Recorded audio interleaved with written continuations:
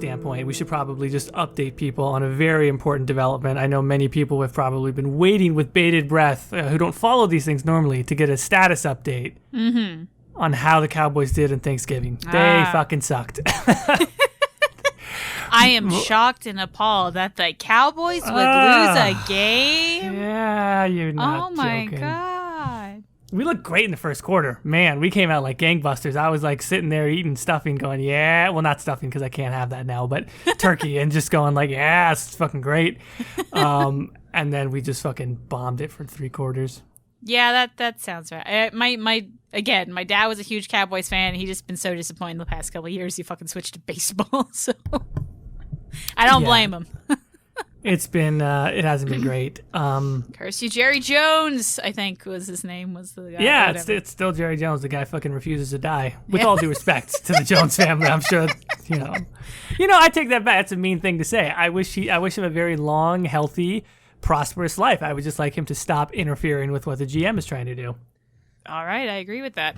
I don't think about sports, but on behalf of my father, I know he feels that way. Let's see. Any other? I'm trying to think of like any other little somewhat. I mean, Dragon Age Day just passed, right? That's a big deal. Yeah, Dragon Age Day passed. Everyone who wanted a trailer and is sorely disappointed, you did that to yourselves. Bioware Bioware said nothing about that. Y'all just hyping up for no reason now. By the time this episode airs, the VGAs would have already passed. I don't think there's going to be... Oh, here, okay, let's... Well, in the future, we will predict, was there Dragon Age content at the Video Game Awards? I'm going to say no. What do you think, Jordan? I, for the longest time, have said no. I've just been 100% there with you. I get kind of a weird vibe that they might want to try and bring out another very small teaser. Mm-hmm.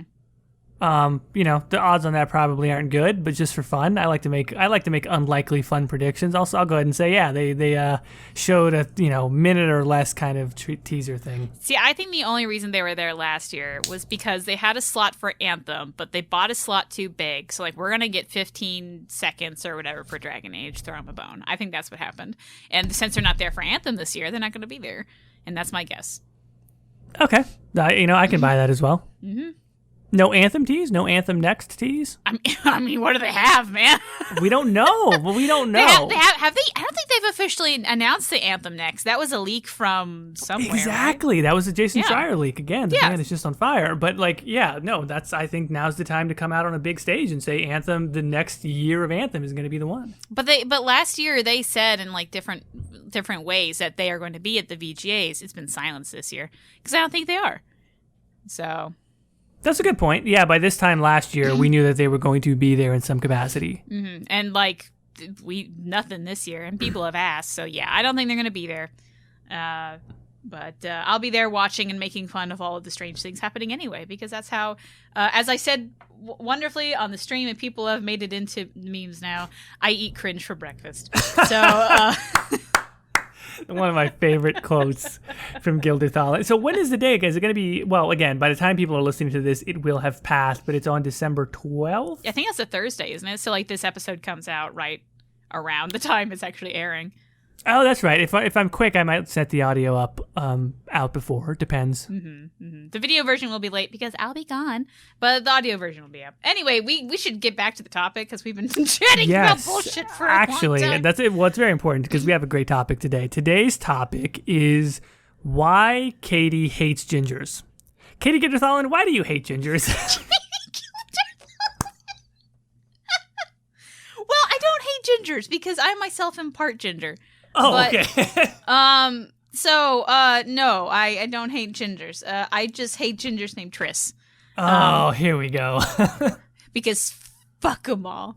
They think they know what's right for Geralt. No. They just a hoe. They just a hoe. God, we are getting right into it.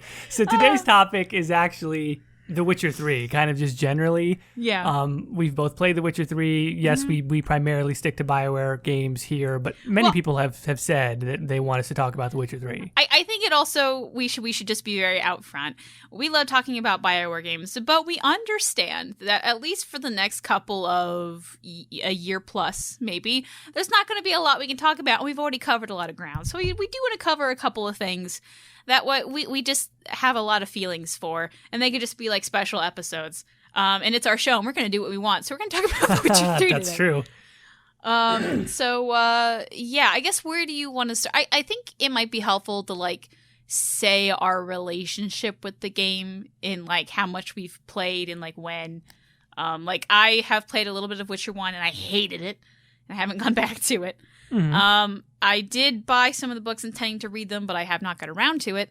And I technically have not played The Witcher 3 very much, but me and my husband played it together. I would play the Ciri parts and he would play the Geralt parts. And we did that thinking there would be more Ciri parts, but I guess not. But I watched everything he did. So, and that was kind of like our couple thing. We originally started it at like a Thanksgiving break when we played through the intro and weren't like completely sold on it. And then we came back to it like about 6 months later and then played the rest of it and fell in love with it. So that's, I guess, and that was maybe like 8 months ago from when we're doing this. So I guess that's my story with The Witcher. When did you play it? What's your story? Cool. I have a bit of a longer history with it, so I'll do it quickly. Like I've played through the whole series. I've read the short story collections and the novels, so I'm big on those. I didn't start with those though. I started with The Witcher 1. I actually got a free copy of The Witcher 1 back when I was a manager at a GameStop. Very rarely you would actually get free games, and that was one of the ones that got gifted. And I had just heard really good things about The Witcher 1, but never played it. So I actually didn't beat The Witcher 1 when I first tried to play it. I did not have a good enough PC at the time, so it was really tough to play it. I went back and played it when The Witcher 2 came out. And so for The Witcher 3, I was 100% hyped for that game coming out. Like, that is what really moved me. Like, I've only really been fully over to PC since The Witcher 3, since about 2015. Like, I bought a new computer and everything to play that on PC. I have 300, 400 hours into The Witcher 3, and that's only across, like, 3 playthroughs, I think. Okay, so I've only ever done the one. Yeah, so I fucking love the game. Yeah. So in this case, you're the Ghildirthalen, and I'm the person who doesn't know very much about Dragon Age. So. I will say, I have a weird memory sometimes for, like, I'll forget certain things about The Witcher, even though I've played it 3 times. I was having that happen to me right before we started, like, oh yeah, fuck yeah. What's his name? Avallac'h, he's important. How would I forget his name? Oh gosh. Well, I guess where do you want to start? What do you want to talk about? I know we'll definitely get into the Triss versus Yen thing in a bit. Maybe like we start out with some like what happened to Ciri in your game, and what do you think is best for her? Oh, you're going straight to the ending. I was going to go the other direction. Oh, well, we could do that if you want. Like, tell me about what you guys thought of the opening, right? Because I find the opening hours, like the White Orchard stuff, to be really nice, because I kind of like how they do small open world before they give you the full open world. But tell me what you guys thought, like why it didn't land for you immediately. Well, I mean, like, we liked it enough. It's just like, I guess it didn't fully grab us, but like, it's hard to say because like we did enjoy what we were playing, and we did have a lot of feelings about like different characters in there. I remember one in particular was like a female healer we thought was really cute, and like we didn't really know anything of romance. Sometimes we're like, can we romance her? I don't know. So we were very confused about it, but no, like I think like it was mostly like Michael, because we had bought a Steam Link off of Steam for like $8 because no one fucking bought it. And so it was our first real time playing like a big video game like this on a controller. So like that was giving us some trouble. And like, I guess like Michael was having some trouble getting the controller, like figuring that out because he's so used to keyboard. And so like the gameplay was a bit frustrating and we're like, how do you do this?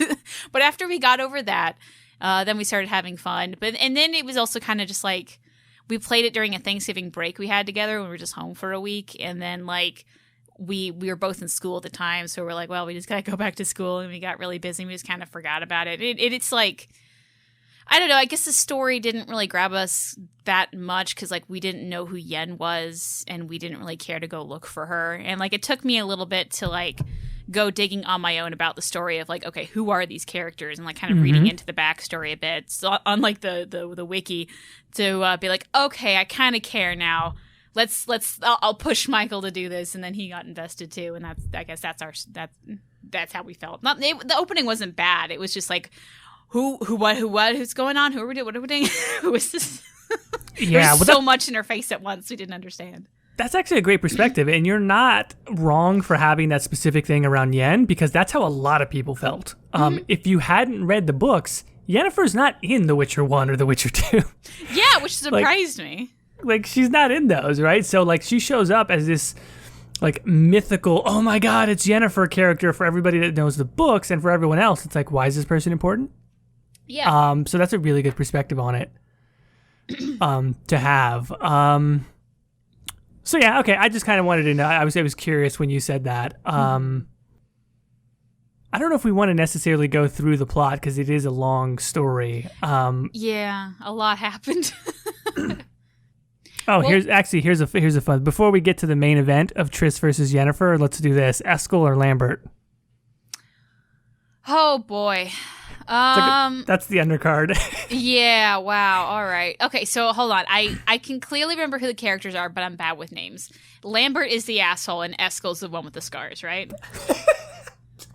Yes. Perfect. Perfect. All right. I thought Eskel was really nice, a perfect gentleman. She should have had a bigger part. Eskel can suck my nuts and die. Wait, what? Or sorry, Lambert. Lambert. Yeah, I'm bad with names. Yeah, Lambert he's real headstrong in Witcher 3, and he's not necessarily like that in one. He's a little bit brash. He's the younger one, so that you kind of expect that, but they really turn it up to 11 in Witcher 3. Like, he's very much like, he's even kind of shitty to Geralt, right? Like, he's like, fuck yeah. Geralt, I'm fucking better than you now, and all this other shit. Yeah, and so like we're sitting here like, who the fuck even are you? And you're just mad at us for no reason. Whatever, dude. Like, it definitely annoyed us. So yeah, yeah, we weren't fond of him. I'll take the minority argument here because I think a lot of people agree with you. They find Lambert annoying, and a lot of people find it worse because he's so different from the way that he is in 1. Mm-hmm. I appreciated it, to be quite honest. I liked the fact that it felt like he had been living a life away from the events of the game, because I was like, yeah, why is he so aggro now? And they allude to it. I mean, part of the, some of the quests that you can go on, you actually delve into his backstory and what happened. Oh yeah, the friend and whatnot. Yeah, like he's experienced loss. It's hardened him. It doesn't excuse him. He is clearly being an asshole. But I like the character aspect of, like, he was the youngest one.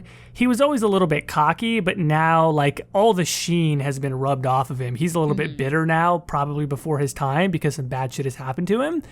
And so from a character standpoint, I thought that was interesting. I like how he ends up with Kira Metz. So like he has his own little sorceress romance thing. He seems like he is truly a character on his own story, and I love when characters feel like they have shit going on. Yeah. They're not just a sidekick for you or something. I see when we were doing the quest for the friend, I honestly thought that it was like a friend. You know what I mean? Like it was a lover of his or something. I was genuinely surprised they were actually just friends. I mean, maybe it is. Maybe it was, and they just don't explicitly state it. I don't know. It just like, maybe it's just me, but I didn't expect so devoted a friendship out of that guy. You know what I mean? Like, men can definitely have devoted friendships. I just didn't think that guy would have one of them, so I assumed it was sexual in nature. So, and like, I honestly don't know what happened to Kira in our world state. She just like fucking disappeared because we said no to her date, which I guess shut down her quest line, and we just never heard from her ever again. Like, I know in some world states she could be like burned at the stake or whatever, but like we never saw that. I don't know what happened to her. So like, she gets burned at the stake if Emir loses. So did Emir win in your ending? No, I don't think he did. So then I guess she just fucked off because I don't think she hooked up with Lambert in our world state either. She just kind of vanished into thin air. I mean, I kind of see that as the best thing for the both of them is that, I mean, don't get me wrong, they're probably going to get each other into a lot of trouble. And I don't think it'll last, but at least for a while, it'll kind of maybe balance them out somehow. So I kind of like that ending for Kira and Lambert. But I agree, like, as a person, I think Eskel is like, well, yeah, like if you were going to pick a partner, like a traveling partner, you would want to pick like Vesemir or Eskel, right? Because they're consistent, like they're stable, they're loyal. But as a character, I'm like, Eskel seems like a good guy, but I'm like, well, what else? There's not too much going on with him. Yeah, totally. Yeah, now you just got me out thinking of how much I liked Vesemir. Let's talk about Vesemir. Let's talk about Vesemir. No, I liked him a lot. He was like the nice grandpa guy, and I mean, I guess this is farther into the game. If you don't think we're talking about spoilers, you are very wrong. But when he dies, I was so sad. I was like, oh, it makes sense, but come on. And like, it just didn't feel worthy for me, you know? Like, I was like, oh, he needed a better death. But I don't know. I felt sad. And then you get to meet that girl that like had a thing for him at one point, and we're like, oh no, I wish we could reunite. You old people love makes me so sad. No, okay, so yeah, I loved that. When you find you describe her as a girl, which I think is appropriate, even though when you meet her, she's an old woman, right? Yeah. And she describes, like, she asks about Vesemir because you're at the auction in, I forget you're at the auction, and she knows you're a Witcher, and she kind of asks about Vesemir, and you get to discover the fact that like they were lovers or they were together at some point. I thought that was incredibly endearing, and of course, yeah, it's a sad moment, but I thought it added like this cool depth to Vesemir. Yeah, and like hearing all the stuff he did to court her, and you're like, way to go, man! Yeah, it was really sweet. Yeah, get it. Yeah, I agree. I think he's a very excellent execution of that archetype of like the mentor character. Gets to, you know, again, we've already said we're totally spoiling the fuck out of this if you're listening to this, but like gets to lay down his life at the end, gets to be a hero, sacrifices himself for the group. It is kind of like painful to watch because he goes down in a real brutal kind of a way. Yeah. But still, I mean, he fights like a Witcher, right? Like he fights to the end, so it's very epic way to go, I guess. Yeah. I don't know. It still makes me sad, but you know what? You do what you do. But now, what do you think? So there, like, something that annoyed me about the game so much, the entire series, is that everybody wants to fuck Geralt. Everybody. And it is just so annoying to me. And it was constantly just me and Michael fighting off the women. And I just don't get it. So that is a thing. That's been a thing in the entire series. You know, it's weird, right? Like it is kind of weird. I don't know if I initially felt it was as weird as everyone else did, but once it's been called out to me a couple times, I'm like, yeah, that's pretty goofy how everybody likes this guy who, especially in the books, like he's described as being like a pretty unattractive guy. Yeah. Like he's gotten definitely more attractive in the games somehow. Like every version of the game, he gets that. Oh, he yeah. looks like more and more of a leading man. Yeah, the first one was, ooh, this guy, I don't know. And the third one, he's like, all right, like I can see why women are attracted to him at the same time. Not that much. He looks like a mutant more in the first one, which is actually what he's supposed to look like. Yeah. So it is weird. I don't know if I have much else to say about it except for the fact that it's weird. Geralt he be getting down a lot. It just really annoyed me because, like, when at one point we're like, okay, we're going to be loyal to Yen, and because we did that, there were so many quests we just couldn't finish because we didn't want to fuck somebody. You know, it was awful. Like there was at least like 4 or 5 quests where, like, because we didn't want to sleep or go on a date with someone, the game was just like, I guess you don't want the full Witcher experience then. If you want the full Witcher experience, you got to get your dick wet, son. So like. Yeah, it was just. I mean, I don't think that they're wrong, though. I mean, I think that kind of is the full Witcher experience in a weird way. Like, but why can't I play a romantic Geralt that's monogamous? You know, why does that suddenly You can. Why is that? No, the game was constantly fighting us at every turn. It was like we would auto flirt with Triss, and we're like, no. Get out of here. Every time Triss is on screen and Geralt's like, hey, you got some nice titties or something. Like, okay, well, that's not a quote. Yeah, that's not a quote, but there were some flirty things we couldn't control. We were just yelling at the screen like, this is not our choice. I agree with you from a role play standpoint. That is an annoying thing to do when you are playing an RPG and your character starts like throwing their dick at people. That is not you feel violated, not just in the way that you might think, but you feel violated as a role-playing gamer. Yeah. you want to have control over that character. And but the tricky thing about Geralt is not only is he meant to be more of a set character within a role-playing game franchise, he is a set character in a different medium. Yeah. Right? Like, Geralt is a set character, and Geralt and Triss have have had a romantic relationship. Yeah. So, like, I get why it happened, but, like, for us coming into this series new and fresh, it was definitely annoying. And I know, and, like, it's a hard balance, because you want to be, like, honest and to what Geralt is in the books, and at the same time you want to give some players some autonomy. Like, I'm sure there was definitely a lot of choices that you can do in The Witcher that the real Geralt would have never done, you know? True. I don't know what those would have been, but so I don't blame them. It's just like, I would definitely like to see an RPG coming from them, which maybe this is Cyberpunk 2077, yeah, where like you can fully have that experience without going, Geralt, don't say the thing about the titties.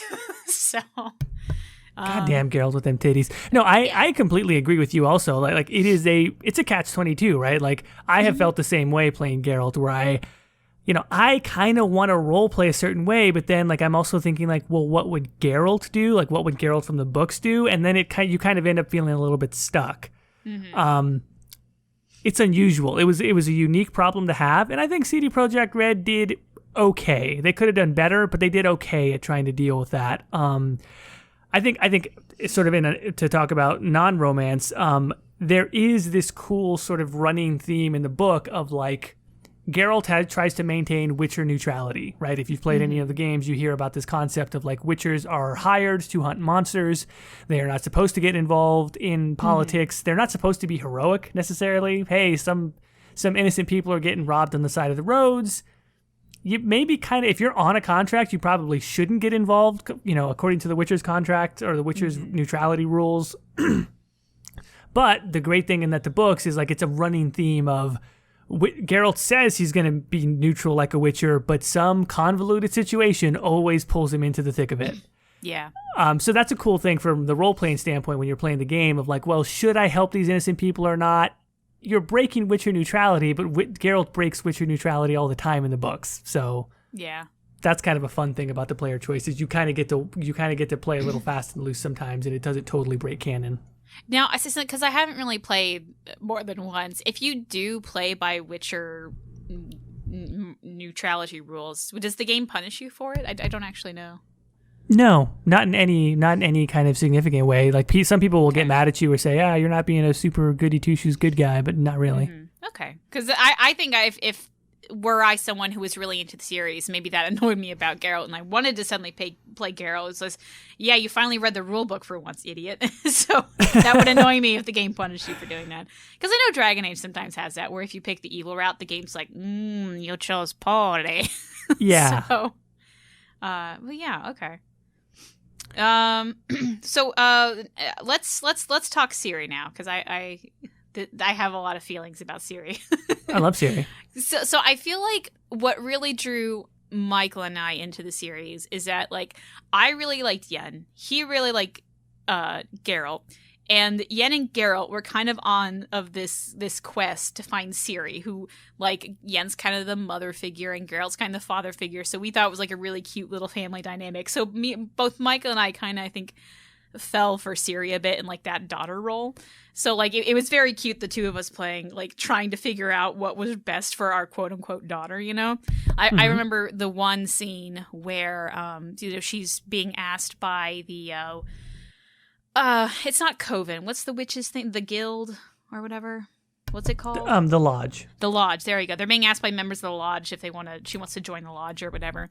And Ciri was, like, upset that she had to go. And we were, like, debating, thinking, like, okay, it sounds like she wants us to go, but we know she can do it on her own. So what do you think is best? We're, like, having a little parenting discussion on the sideline. It's fantastic. Like, I really love those little moments when there was, like, something, like, wrong with Ciri and we get to choose what was going on. And Michael and I would just, like, sit down and be like, what do we think we should do here as her parents?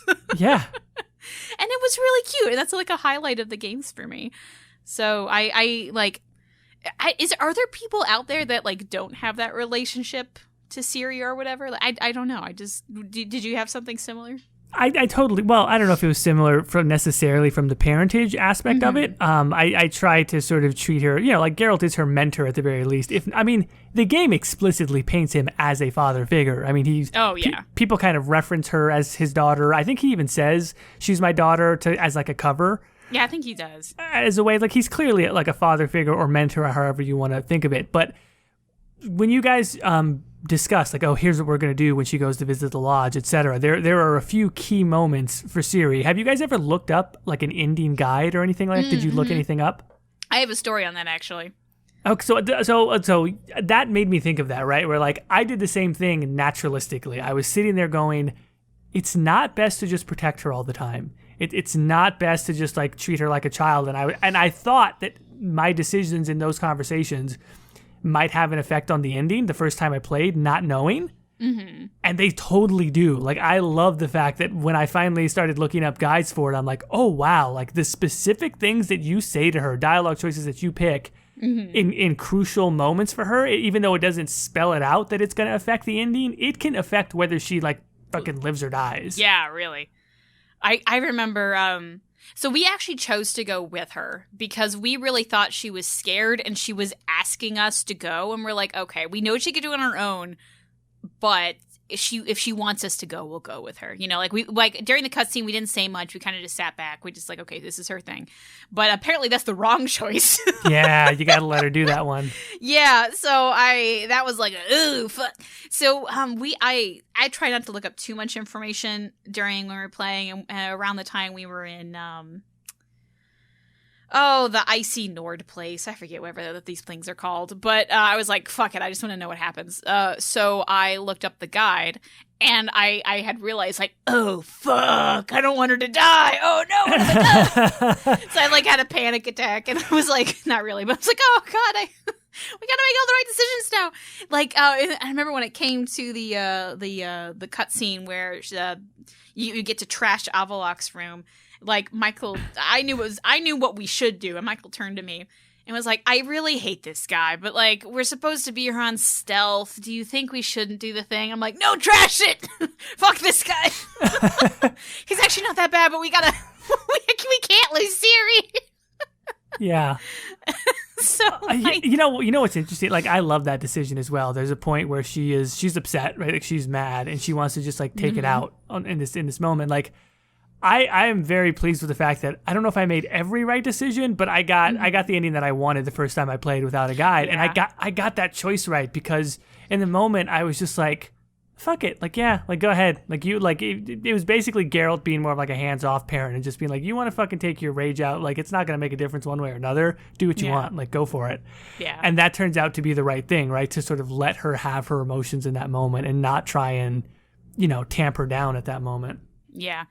I will say, like, I think we're at reality. I don't think I would be fond of the choice. Not that he doesn't deserve it or whatever, but just like, dude, we're trying to sneak in there. Like, I thought that was the point. We didn't want him to know we were there. I thought that was the whole thing. Yeah. And kind of ruins that. So, like, it was kind of impulsive, in my opinion. Wait, I'm trying to remember that. Isn't it after you go in there and realize that he's kind of booked it anyway?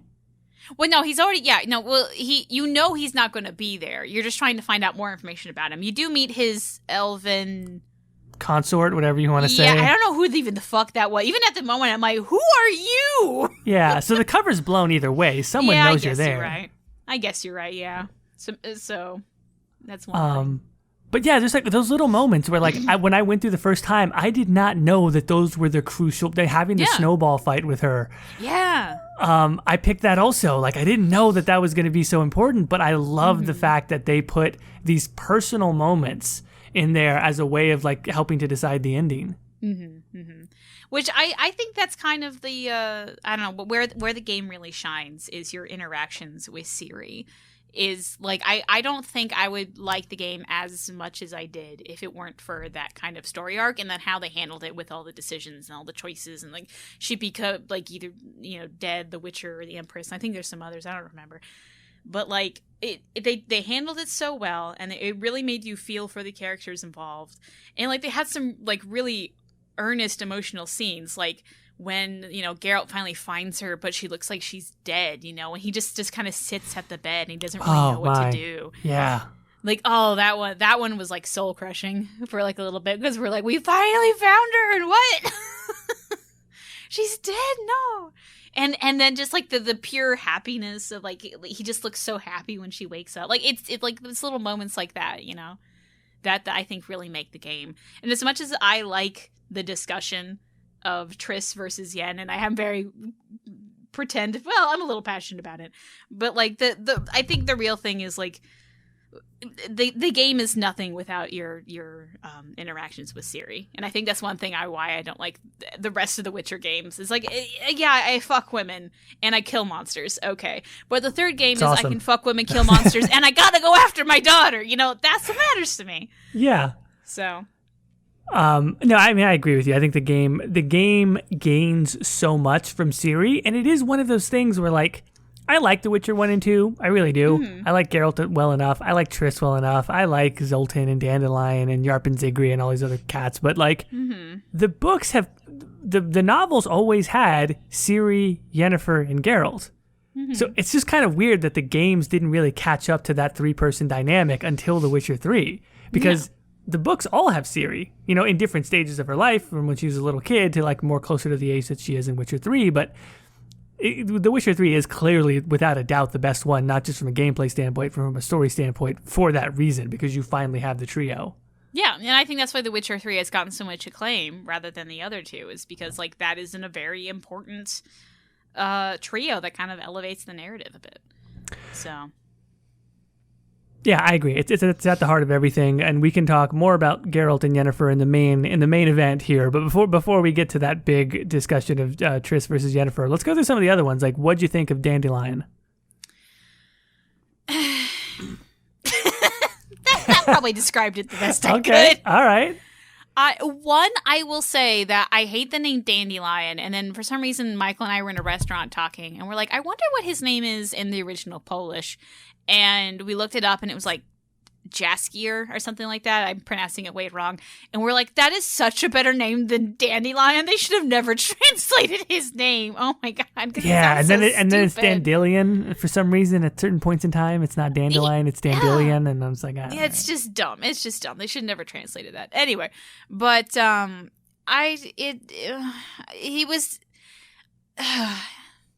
He's like that friend that you're friends with because, like, he's fine and all, and he has a lot of good connections, but at the end of the day, you can only stand him for, like, 5 minutes. You know what I mean? That's a harsh take on Dandelion. That's how I felt. That's how I felt. And like, he's like, we were just constantly cleaning up his messes in the game. At least that's how I felt. We're like, oh, great. Who did you fucking get angry this time? All right, I'll be back to go do something because apparently this is the main quest now. Like. Yeah. Look, there's a little bit of that for sure. Like and again, that is a running theme from the books as well. Dandelion tries to help. He messes things up, and then Geralt kind of has to rescue him and clean it up. Yeah, I think the only reason I don't hate him is that we got the ending in Blood and Wine, I think is the DLC. It's the last one, where he breaks us out of prison, and Michael and I were like, you know what? We don't like you, but that was a solid. All right, thanks, man. Yeah. Yeah, I mean, I would say also, like, just like, I see him as more, you said, like, the friend that's not that great. I kind of saw him more as, like, the kind of like the funny, goofy uncle kind of a character. Like, what I really think is great is like he helps Ciri. He tries to help Ciri. In some sense, he doesn't do the best job, but like he cares about Ciri also, right? Like she means something to him too, in that sort of like uncle role, right? Mm-hmm. And so when she needs help, she goes to him, and he does his best, but he's Dandelion, so he kind of screws it up. I don't know. I guess from that perspective, I sort of see him as being almost like part of the family dynamic. He's not that capable. He has a lot of like, he's prolific or infamous, however you want to describe it, with women. He's got all these weird problems that he needs Geralt's help with. I see him as kind of like a lovable, goofy uncle. As someone who has kind of that uncle in my family, that spoke to me. So you're like, okay, yeah, all right, I get it now. Which on that, I found out my uncle's a flat earther, so that's cool. Oh, well, that must have been a fun Thanksgiving. Yeah, well, actually, so we were watching, this is a aside, we were watching a documentary on flat earthers called Behind the Curve. I love it, highly recommend it. Anyway, but my mom turned to me and was like, you know, your uncle's one of those. I'm like, no, Mom. I'm like, yeah, I don't bring it up, though. So I try to bring it during Thanksgiving because I'm a shithead and I just really wanted to know. Because you eat cringe for breakfast? Because I eat cringe for pretty much, yeah. And then my mom whaps me and goes, Caitlin, come on. Not only does she eat cringe for breakfast, apparently she eats cringe for Thanksgiving dinner also. I tried. No, that's a whole other story. Anyway, that was my Thanksgiving, trying to undercover ask my uncle if he's nuts or not. That's fun. That is fun. Anyway, but yeah, no. Okay, so at the same time, though, like my uncle, I don't want to spend that much time with you, but I appreciate thanks for the advice. I will totally 100% use. But Dandelion he's a good spice if you use him in small amounts. Yeah. It's how I felt about it. What about Zoltan Shive, your dwarf friend? I feel like we didn't see enough of him in The Witcher 3. In because 3, you really don't. Yeah, because you just oh, there's a dwarf with the mohawk. Okay, bye. Yeah. There was also there was a quest we were supposed to do for him. And I forget the specifics for it, but I think we essentially had, he made a bad deal. He got himself into some shit because he was dumb. And he wanted us to get out of it by stealing something that he had lost, rightfully. So me and Michael are sitting there and be like, no, you did something stupid. Deal with it, man. So we just didn't complete the quest. That's a choice. That's valid from a roleplay standpoint as far as I'm concerned. Yeah, we had a couple of those where people were like, oh, I fucked up. Fix up my fuck up. No. Suck it. Yeah, I mean, I know we're friends, but come on, man. I do a couple of things with there's a couple of choices I might make on that one as well. Yeah, so I felt the same way. I think Zoltan is another one of those characters that is well beloved from the books, but they kind of include him, but don't really have a lot for him to do. Kind of towards the end a little bit, he's kind of helping to defend Kaer Morhen and the attack and everything. That's cool. Mm-hmm. That's great. But as far as big meaty story sections, not really. Yeah, he was barely there. But I think I definitely have more feelings about Regis than I do Zoltan. So that's fair. Let's talk about Regis. I mean, that's DLC, but that is the Blood and Wine is it's one of the, for my opinion, one of the best pieces of DLC. It's like a true expansion pack, and Regis is wonderful in it. Regis, I will say, I actually so going into the sorry, we're talking about the other DLC now. It was Blood and Wine and Heart of Stone? Heart of Stone, that was it. Heart of Stone, I went into it going, what the fuck? And then I actually ended up really liking that one. And then I was like, well, I mean, most DLCs, you have one good one, one bad one, right? So I went to Blood and Wine going, all right, here we go. And then I liked that one too. And I'm like, oh no. Yeah. I like both of these a lot. Anyway, but no, Regis was I didn't know what to think when we met him. You had told me previously that he was a bro. So I was expecting more bro-y, I guess, not I don't know how to explain it. Wait, did I describe him as a dude bro, or you mean bro as in he's your friend? You meant as he's a good friend, and I took it as maybe a bit bro-y, and I couldn't decide. So that was my bad. But yeah, he wasn't what I thought he would be, which was probably for the best. And it was one of the things I didn't know what to think of him at first, but then he was just so chill. And I liked him a lot, and I liked his attitude on a lot of things. Something would happen, he's like, you win some, you lose some, I'm like, thank you, Regis. Yeah. Thank you. He's so sophisticated in a non-uppity kind of way. Yeah, no, he totally is. He seems like a really smart, intelligent guy who is really fun to talk to. And you know what? I couldn't think of a better way to end the series of just we're sitting at a campfire talking with Regis, just chilling out. You know what? Yeah, that's how I wanted to end the game. It was nice. Isn't it? It really is one of the nicest end cap DLCs that is sometimes Citadel in Mass Effect 3 can feel like it's all in cap. It's literally half the DLC is a party. Mm-hmm. Whereas Blood and Wine is a really cool mission and a really cool quest line and side activities and everything that you can do, plus a little bit of having a party with your friends, hanging out, having a vineyard, drinking wine, sitting underneath that tree with Ciri. It's when I finished my main playthrough, my first ever playthrough of everything, like my last save file, do you know what I mean, was underneath the tree and stuff. Like that's where we did the same thing. Of course, like everybody does that. It was so like cute. I have a huge like Ansel, the NVIDIA like screenshot thing. Like you can do like a super 8K like up-res screenshot of something. Like I have a massive screenshot of that, and like it's brilliant. Like that's exactly where I wanted to finish. Yeah, no, I agree. And like, yeah, it was just really nice. The main plot, I'm gonna say it annoyed me, but like in the way it was intended. Like, just fuck Sienna. Sure. Holy shit! Like everyone's like, "Oh, should we do Mercy or whatever?" I'm like, We were like, this girl's dying. We will give her to. I already forgot the other vampire's name. Detlef. There we go. Yeah. We were like without even talking to each other, Michael's like, yeah, she's going to Detlef, and she's like, yeah, she is. We're not. I don't care what's gonna happen. This girl sucks. So yeah, So I was very passionate about that, but yeah, and I guess touching on the other DLC, that one was really interesting to me because like. You at least I went into it like really disliking the redheaded guy. I'm so bad with names. Ulrich, yeah. And then but like as I figured out how more shitty he was, I just felt more compassion to him. Which like that's not really something I'm alien to, because in therapy you find out like, oh, I feel really bad for you, but you're also really shitty to my dude. I'm not gonna say that to your face. Well, holy shit. Well, you're right, but like also like the beautiful thing about Ulrich is that like he's a brilliantly written character as far as I'm concerned.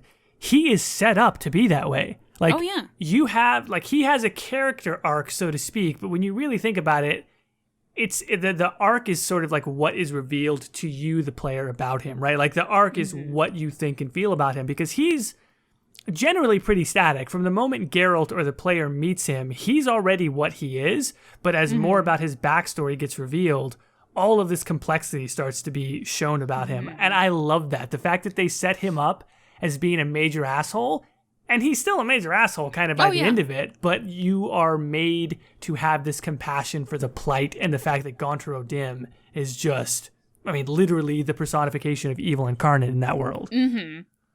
Can we talk about Gaunter O'Dim? Because I love Gaunter O'Dim. Let's talk about Gaunter O'Dim. Hell yeah. Yeah, you know what? Sometimes you find a character and you learn more about yourself and all the weird things you're into. And when Gaunter O'Dim stopped time, I was like, oh.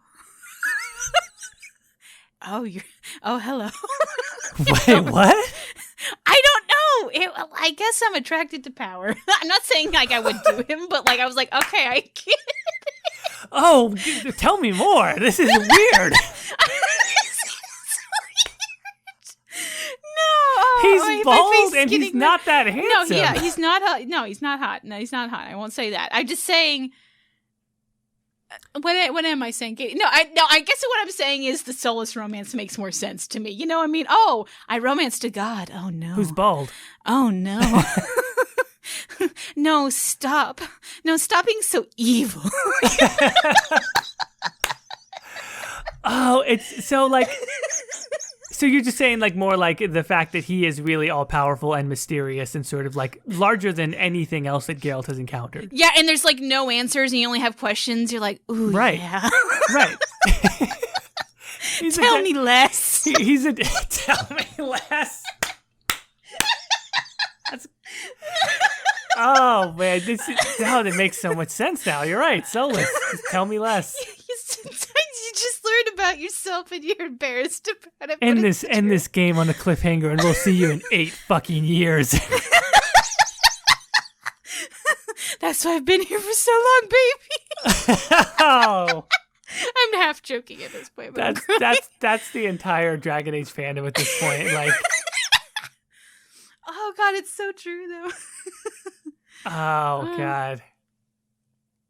Anyway, the weirdness, me being weird aside, I do really honestly love characters that, like, no matter how much more information they give you, there's just more questions.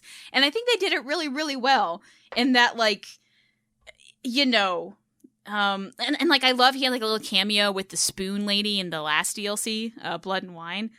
And like I love his little theme. I thought his theme was great. I love the buildup of like you're just playing the normal game. You'll find those fucking little kids singing that goddamn song that's really annoying. And I'm like, oh, that's such an annoying song. Sure. And then like I noticed the tune playing in his background. I was like, holy fuck, that's the guy they were singing about. Yeah, it's completely scary. Blown. Well, not only that, but like he's there in the first fucking 15 minutes of the game. Yeah, because I had fucking forgot about it. I didn't even know that till I was like wikiing him, because I was like, is this a book character? No, it's just for the game. And then as soon as I saw that scene again, I was like, oh my god, I remember that. That's him. And that was that fucking guy.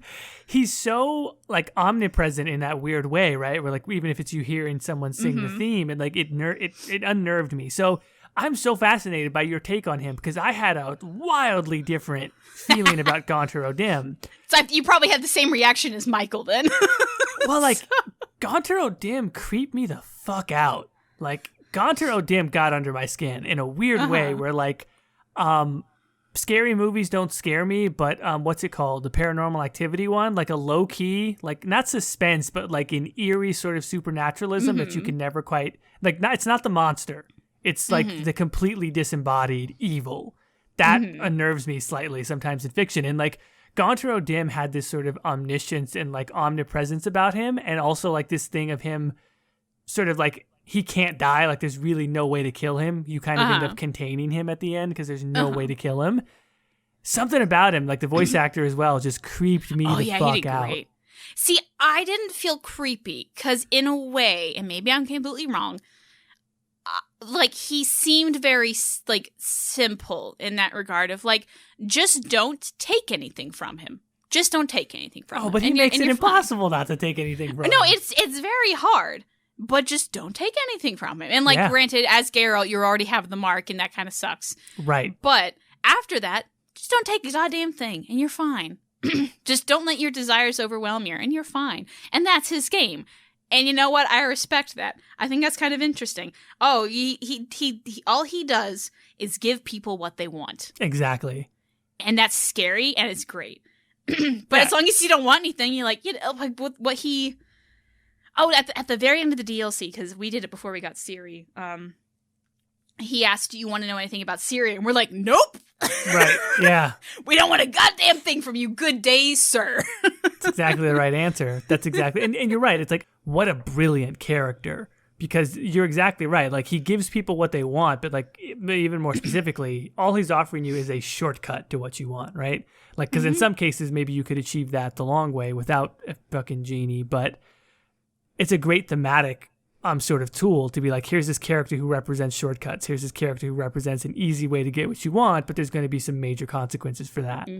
It's a brilliant conception, and especially with the fact that Geralt is locked into it, doesn't necessarily have a choice because the player agency is taken away in that one moment when he gets the mark, which is slightly frustrating, but otherwise you wouldn't be able to have the whole story if you didn't have that.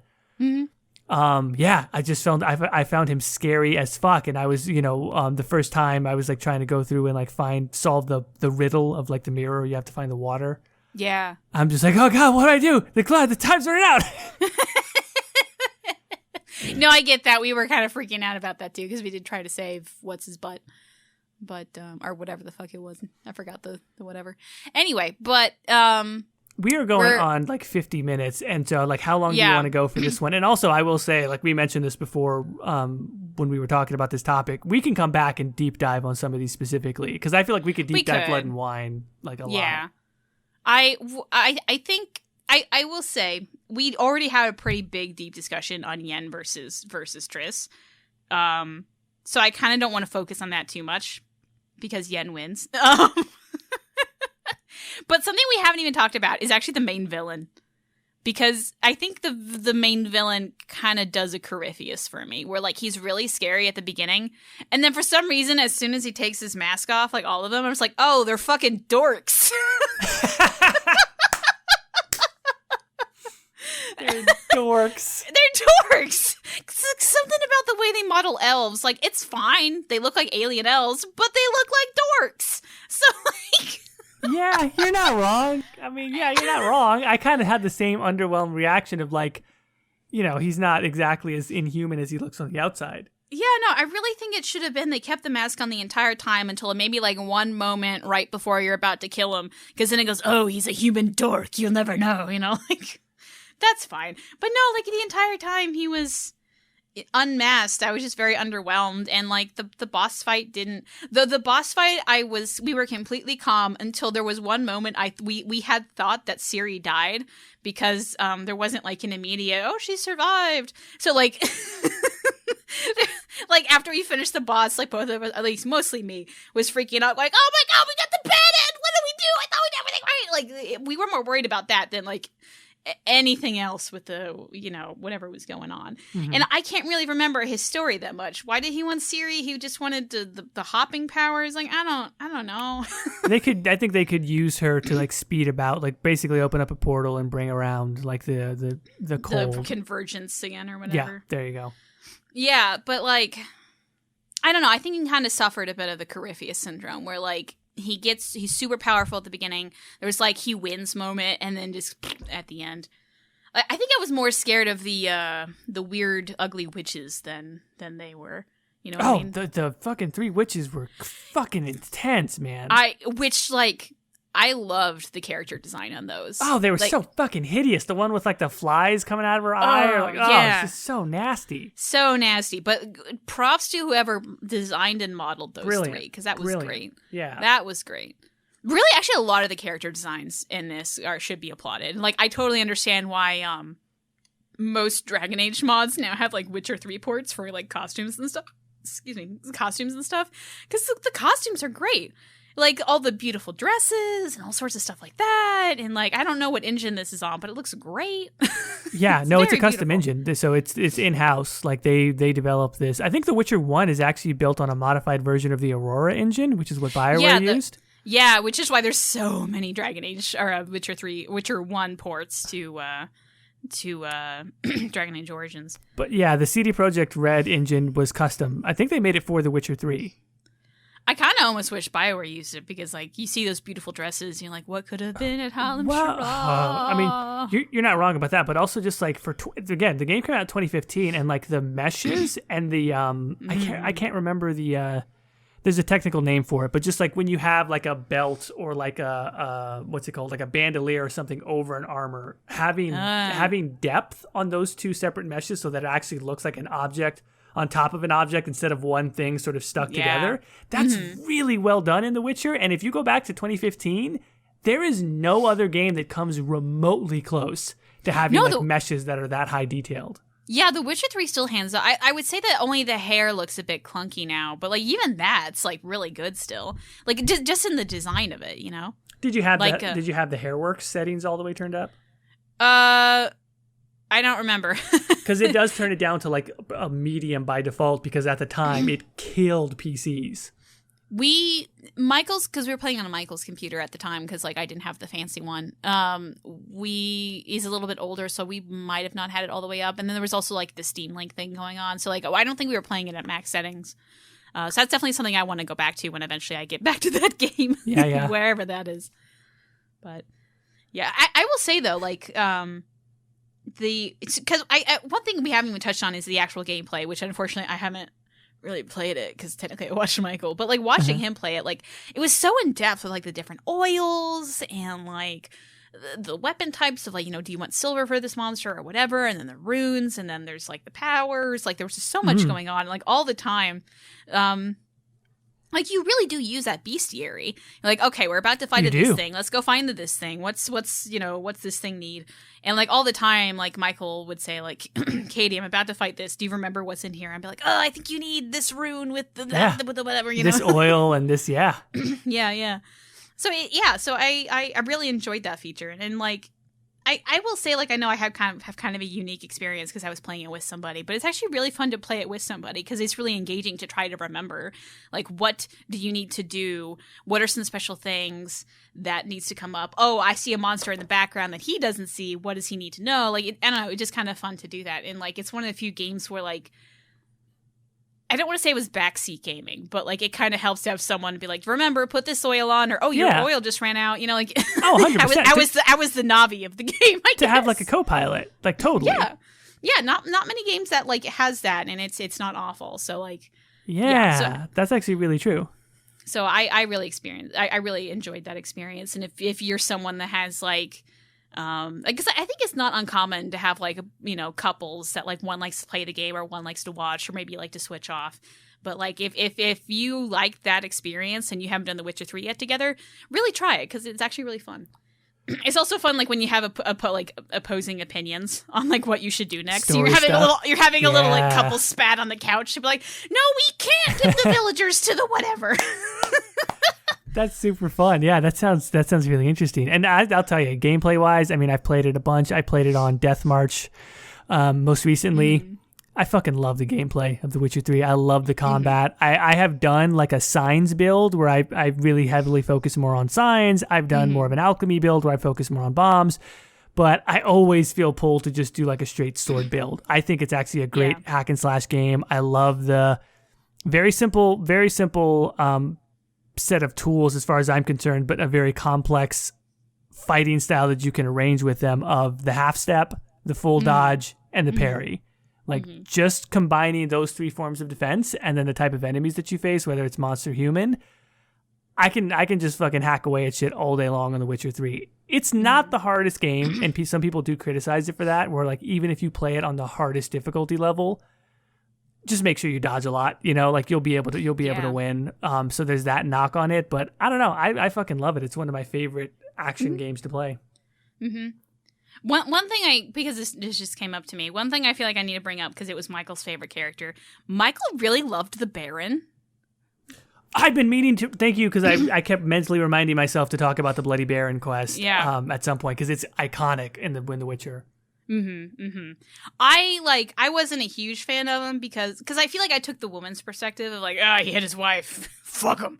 But like, I think Michael more like just kind of felt bad for like this guy. He's definitely flawed. He's done some really shitty things, but like he's really trying to make up for that. And he made some really bad mistakes that cost him everything. And like, you just kind of feel bad for the guy, and he's really trying to make it right. Like he's trying to find his wife. He's when he finds out that his unborn daughter who wasn't buried right is like haunting. Like he like, especially the scene where like he's cradling the daughter and like trying to like put her to rest. You know, I was like, I don't know, we were both kind of sitting on the couch going, oh man, this poor fucking guy. Yeah. And like we had the ending where he killed himself, you know, so we're like, oh man. Yeah. I'm sorry, dude. So like, I don't know. I Michael really felt for the guy, and it was kind of interesting to see like his workings on that. So anyway, it is a brutal, like dark, you know, serious quest line, and there are so many moments. I mean, you just mentioned a couple of them there. If he decides to take his own life, or the moment when they are trying to, like you said, sort of cradle this unborn child, it's like, wow. Like there were some crazy heavy moments in there that it's weird because you go into a game like The Witcher thinking, yeah, they're not going to pull any punches. There's going to be some pretty dark storylines, but I never thought they were going to go that deep. Yeah, totally. I don't know. So, especially since, like, at least us were going into this, like, oh, we're going to go find our daughter. And then, like, this guy is, like, you know, his daughter is haunting him or whatever, you know, unborn daughter, whatever you want to say. And we're like, ooh, ooh, we're sorry, man. This is, ooh. Oh, God.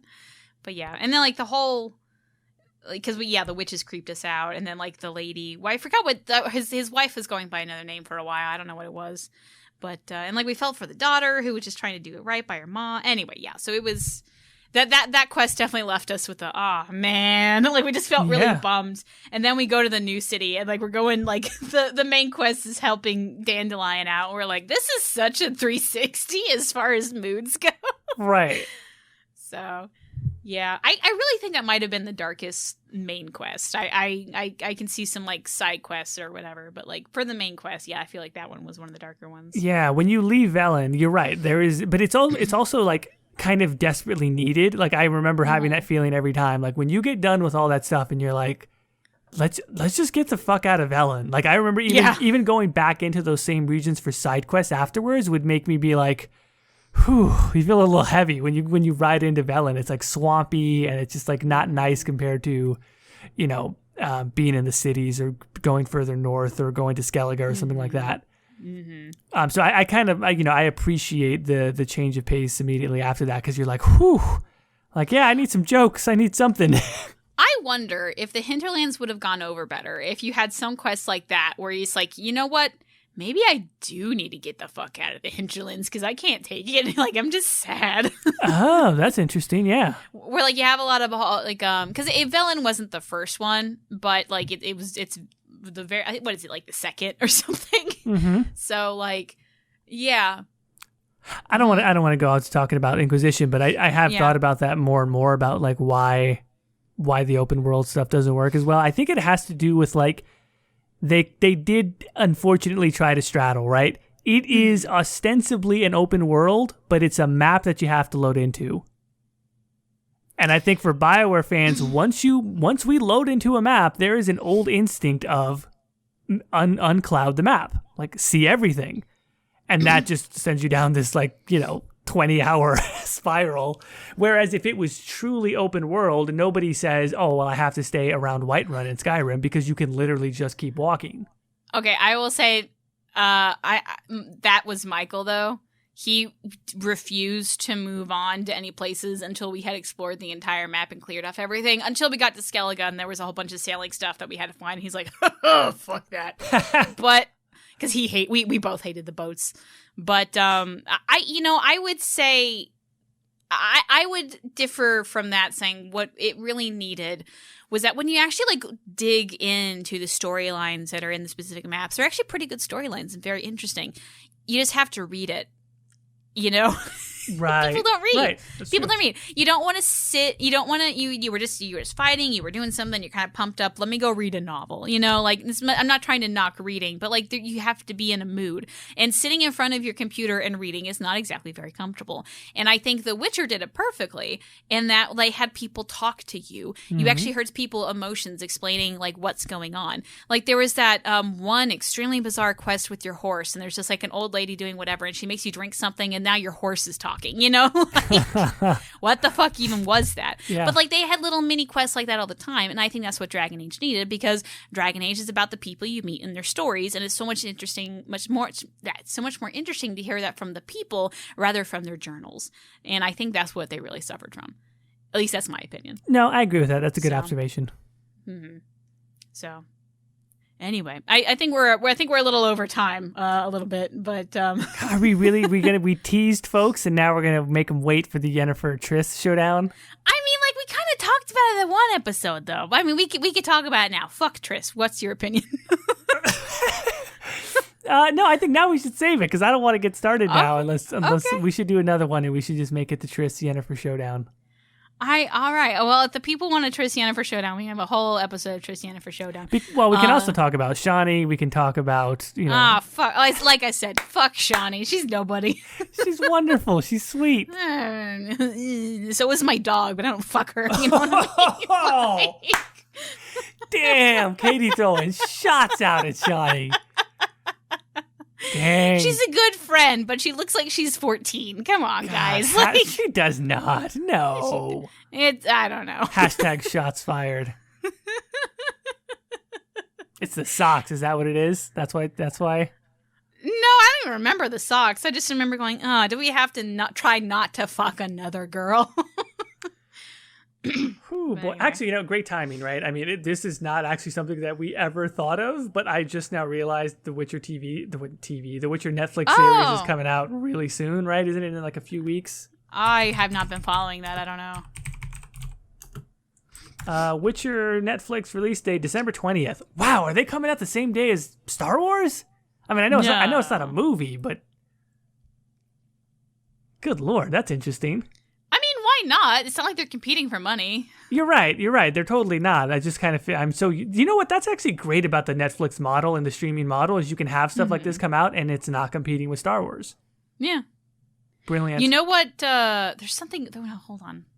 There is a movie that is coming out that's competing with Star Wars. Cats. It's a really bad movie. Yeah, that's it. Yeah, good luck, you sons of bitches. Fucking Cats. It already looks terrible. You're going to compete with Star Wars. Well, like, fuck you. That's like a producer situation. They're just in it for like the bad money. No, like every time this happens, there is a market for that. It's a very small market, but there's what do they call it? Counter programming, where like they always try and put some event on when the Super Bowl is on that will appeal to everyone who hates the Super Bowl. Do you know what I mean? Like, but it's like. You're not. Have you seen the trailers for Cats? I've seen little bits of it. It looks like dog shit. Who is loving dog shit but doesn't like Star Wars? Yes, I'm saying Star Wars is dog shit. Wait, hold on. I'm sorry, dude. What? Say that again. I got confused. How dare you? I don't like Star Wars. Well, everybody's wrong about something, Caitie. All right. Hey, so just like you're wrong about Triss. Thank you, everybody. Walked right into that one. You still haven't seen The Force Awakens or The Last Jedi, correct? No, I haven't seen any of it. How much do people have to give to charity for that as a goal, for you to watch all of them so you and I can do a review episode? I don't know. Probably a lot. We'll have to figure that out. It's not that like I hate Star Wars. It just seems boring to me. I don't know. That's a whole. And like it's like, oh, it's a girl doing Star Wars. Yeah, I don't give a shit.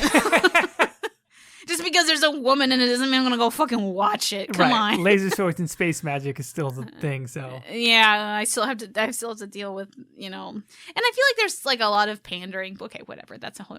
We should end this before we start going into a whole other topic. I mean, there is a lot of pandering, but you're right. People get mad when you point out the obvious that there is pandering. Yeah. Okay. Anyway, Jordan, we gotta go. Okay. Yeah, where can people find you? The folks can find me at the Exalted March on YouTube, Twitter, and Instagram. Caitie, where can folks find you? You can find me at Ghildirthalen on Twitter and YouTube. All right. With that, everybody, Dress your all.